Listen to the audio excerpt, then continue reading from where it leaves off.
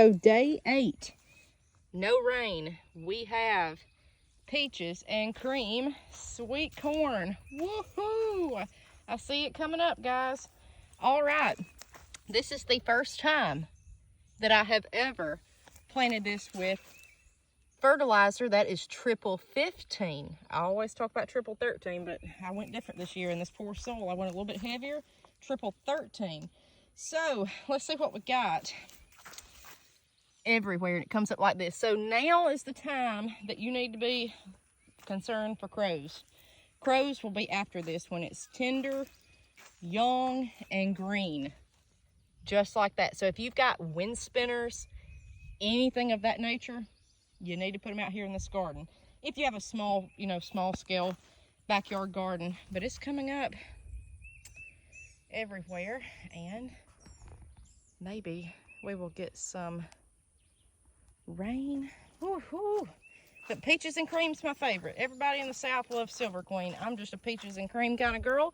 It's bicolored corn, meaning it is dark yellow or yellow and a lighter yellow. There's 2 colors, almost a white and a yellow color together. It tastes like corn. It's sweet.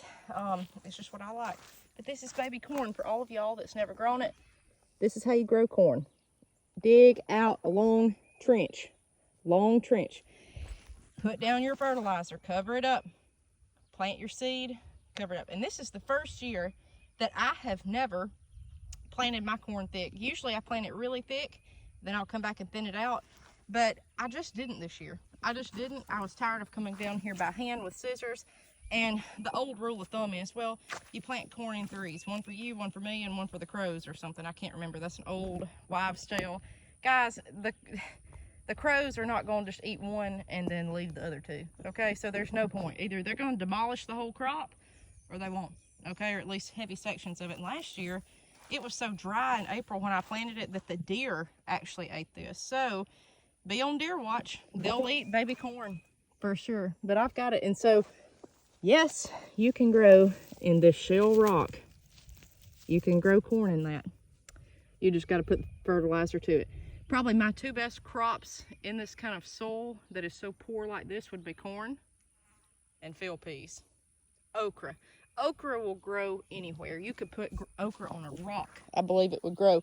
The problem is with okra, I don't know about you guys, but okra is pure deer attractant here.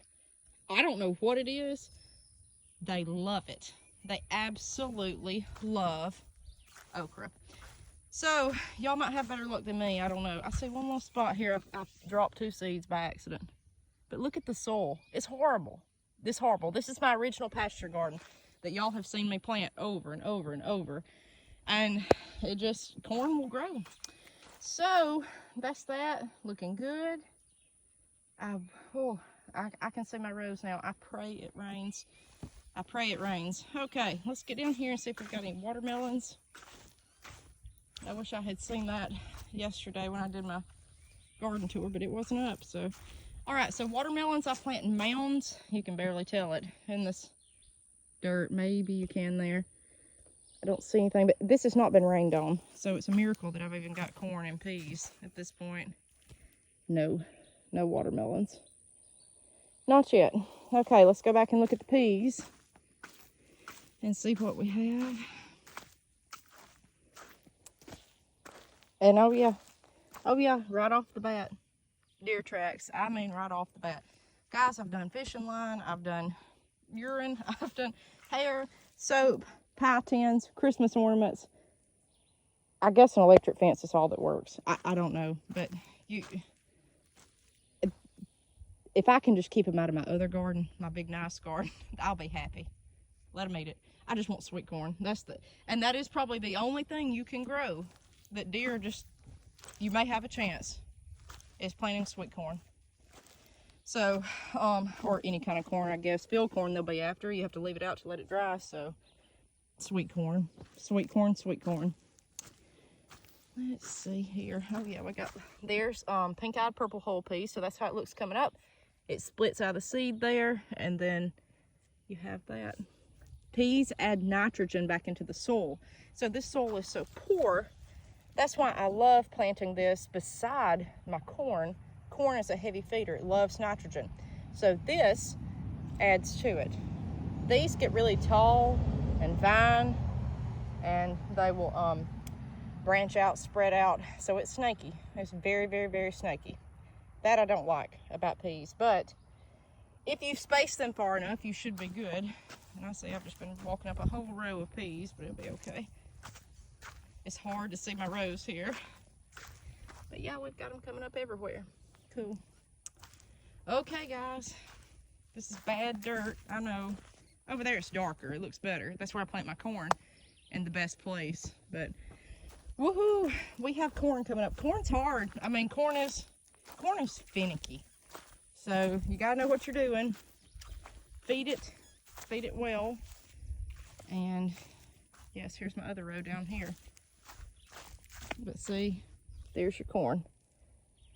So at minimum 8 days, you should see corn come up from planting. Even if it's not rained on it, 8 days, you should be seeing corn sprouts. And you can see what it's coming up. Look at the rock. It'll grow. So the old song, rocky top, dirt's too rocky by far. That's why they get their corn in the jar. Yeah, you can plant in rock. You sure can. Shell rock you can in central Alabama. All right. I love corn. It's my favorite crop to grow. It's just something about it. You feel accomplished. All right, guys. We will see you next time on Herman Homestead Ranch.